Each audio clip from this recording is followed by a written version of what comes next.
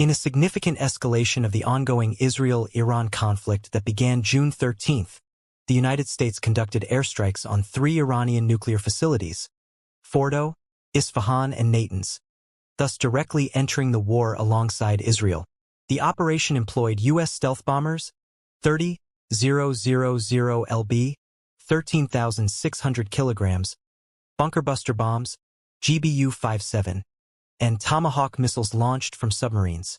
President Trump announced via social media that the sites were completely and fully obliterated, and all aircraft returned safely. The IAEA confirmed no off-site radioactive contamination. The strikes were conducted without prior Senate or House approval, raising constitutional concerns. Trump indicated the U.S. would impose additional strikes if Iran retaliates. Iran's Foreign Minister Abbas Araghchi denounced the strikes as illegal and warned they would have everlasting consequences, urging a UN Security Council emergency session. The top UN nuclear watchdog stressed that no radiation risk to civilians had been detected.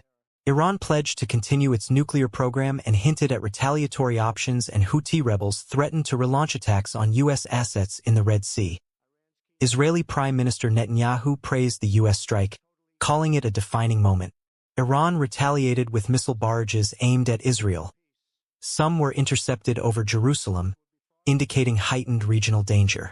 Israel shut down its airspace and evacuated many civilians. The U.S. did likewise, lowering its diplomatic profile in the region. This marks a reversal from Trump's earlier non-interventionist stance and the 2018 U.S. withdrawal from the 2015 nuclear deal.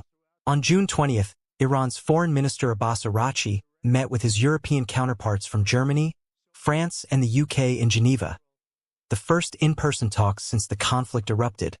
While no accord was reached, both sides agreed to pursue continued dialogue.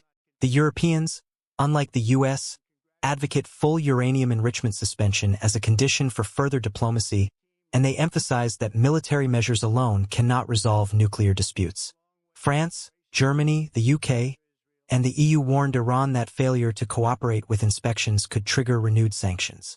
Iran reiterated its nuclear agenda is peaceful, rejecting negotiations with the U.S. until hostilities cease. However, Iranian officials expressed cautious openness to ongoing dialogue. The U.S. airstrikes on June 21st signal a dramatic shift, marking direct American involvement in the Israel-Iran war, an escalation with no congressional mandate. Diplomacy perseveres, primarily driven by European actors in Geneva, although neither side has yet to close ranks on a de-escalation track. Further conflict looms. Iran vows strong retaliation, global bodies plead restraint, and the U.S. warns of potential follow-up strikes. Over the last 8 days, remember there are many targets left. Tonight's was the most difficult of them all, by far, and perhaps the most lethal. But if peace does not come quickly, we will go after those other targets with precision, speed, and skill. Most of them can be taken out in a matter of minutes. There's no military in the world that could have done what we did tonight, not even close. There has never been a military that could do what took place just a little while ago.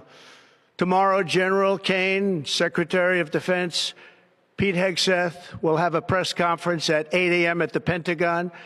And I want to just thank everybody, and in particular, God. I want to just say we love you, God, and we love our great military. Protect them. God bless the Middle East. God bless Israel, and God bless America. Thank you very much. Thank you.